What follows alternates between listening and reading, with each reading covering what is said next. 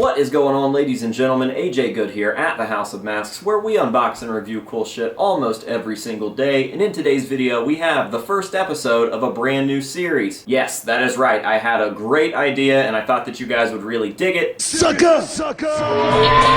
While cranking out this other series, the definitive Slipknot mask history, I thought, hey, some of these masks are in the hands of collectors. Why not showcase what these masks look like today? So I figured that I would start this series here, and this is called Slipknot Masks, Where Are They Now? So in this series, we're going to be documenting where Slipknot masks ended up. There are certain stage-used masks in the hands of collectors, and that's what we're going to be talking about. In this first episode, we're going to be talking about Joey Jordison's stage-used masks. Now, I will be ignoring all of the masks that are featured in the Knotfest Roadshow Museum for obvious reasons. I mean, those ones are just in the museum. It is what it is. They never left the hands of Slipknot, and now they're displayed in the Roadshow. The masks that I am going to be showcasing in this series are going to be masks that are in the hands of collectors.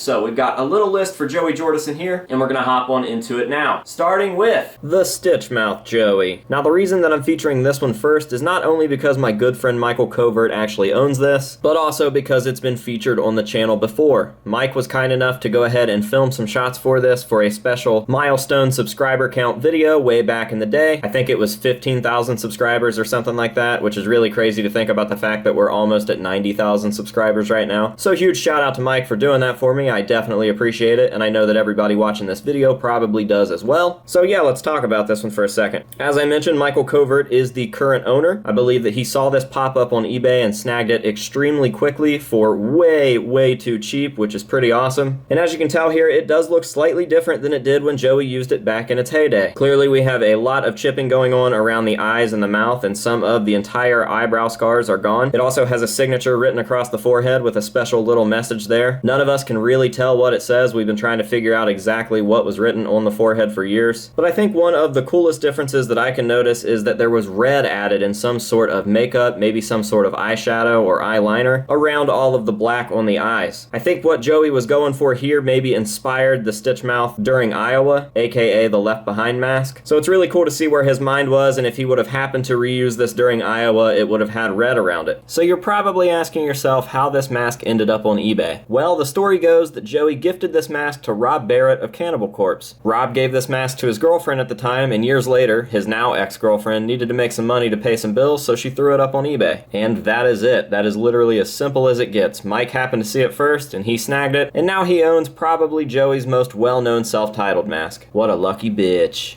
If you guys would like to follow Mike Covert on Instagram, he is an absolute mask guru. Definitely one of the guys that took me under his wing and helped me a lot, and still does to this day. I'll be dropping his information down below. Make sure to go check his stuff out. He is the man. Now, moving on. We've got another one of Joey's self-titled masks, and that is the Wait and Bleed mask. Definitely one of my all-time favorite Joey masks. This mask now resides in the collection of Paul Knott, aka Slipknot_stage_used on Instagram. Make sure to go check him out. He has probably the most unreal stage-used Slipknot collection on planet Earth. He's got like literally a dozen stage-used self-titled suits. He's got stage-used instruments, and he's got some other shit that will just blow your fucking mind. Anywho, Paul owns Joey's Wait and Bleed mask. Now, this one clearly looks almost identical to how it looked in the Wait and Bleed music video. Even though there was a heavy filter in the Wait and Bleed music video, it is pretty similar. Doesn't look like it's changed much. And this mask actually entered Paul's collection through a private deal. So this mask was actually given to a fan in the hospital by Joey way back in the year 2000 after a show, but they were actually diagnosed with cancer, and they were in the hospital due to that, and he wasn't able to make the show. So after the show, a bunch of this guy's friends told the band about what was going on, and a few members of the band decided to go down to the hospital and surprise him. This fan was actually Bobby Davis, who has recently passed away. Now, there was always a lot of controversy in the hobby surrounding Bobby, but nonetheless, rest in peace. But yeah, Joey gave this mask to Bobby with a personalized message on the inside. Bobby held onto that mask for years and years, and eventually striked up a deal with Paul to get it into Paul's collection. So yeah, there's not too much to say about this one. Just gonna give another huge shout out to Paul and his amazing collection. I will also be dropping his information down below, so make sure to go check him out. Alright, and this leads us into our next mask, which is once again a self-titled mask, but not only a self-titled mask, it's also technically an Iowa mask, because Joey did wear wear this from time to time during the Iowa cycle. And I've said it about a million times on this channel, this is my all-time favorite Joey mask. This is the Kerrang Awards mask. So as you can see here, the mask is clearly showing some signs of wear and tear. Just like the stitch mouth, this mask was painted with nail polish and is clearly chipping in the same manner that the stitch mouth was chipping, but not as bad. Now, unfortunately, this mask is not actually owned by a collector. This mask is still in the hands of the person that Joey gifted it to many, many moons ago, and I will not be naming that person's name, not only because if this mask ever does come up for sale, I'd like to have a pretty good shot of buying it, but also because I just don't want people heading over to this guy's page and blowing him up. But I will say that he was in a band that did tour with Slipknot back in 2001, and Joey gifted this to him on his birthday. So the unfortunate part about this not being in the hands of the collector is that rumor has it this guy just keeps it in a shoebox in his closet. What a fucking shame. So all that's left to do here is for me to continue to try to buy this until we either die or the guy gives up and finally sells it to me. This would be an absolute unreal holy grail, hands down the best thing that I've ever purchased in my entire life if I happen to get a hold of it, because not only is it a stage-used Joey mask, but it is my favorite stage-used Joey mask, and Joey was my first and longest favorite member of Slipknot, so there's just a million reasons why this would be the perfect score for the House of Masks to finally bring home a stage-used Slipknot mask. With that being said, I don't really have much information about this. All I have are these photos here, which came directly from the guy, and I guess it just is what it is. And since this is not only a self-titled mask, but an Iowa mask as well, it is the perfect transition into a stage-used Iowa mask.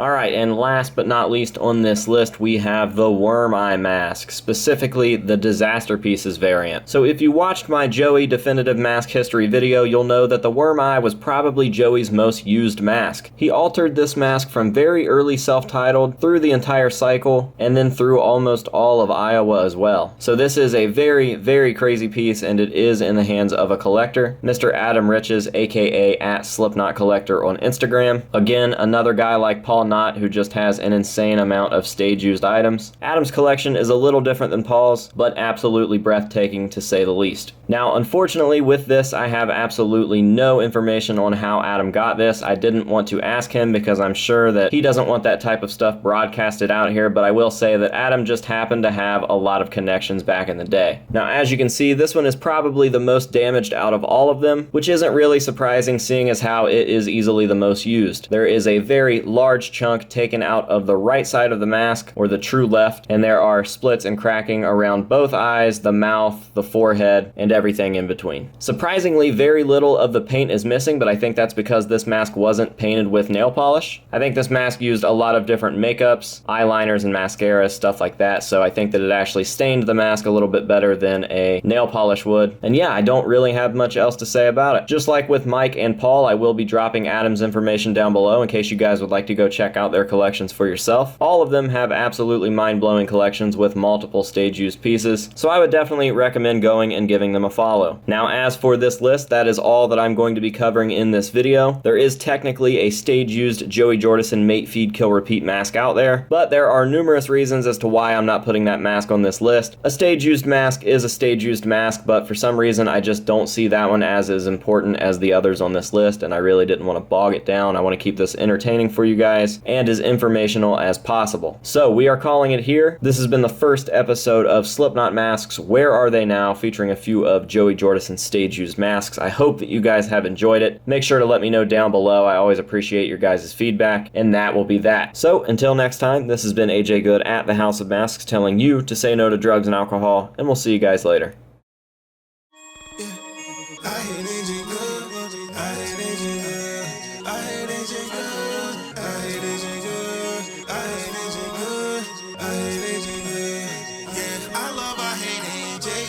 Need a fucking mask on. I hate AJ girls don't wanna ask for. It's me fucking poppin' wheelies, driving like the NASCAR. Mask on, mask on, mask on, mask on. You might see him off in traffic, he be moving around. I hate AJ good, tagged it all around the town.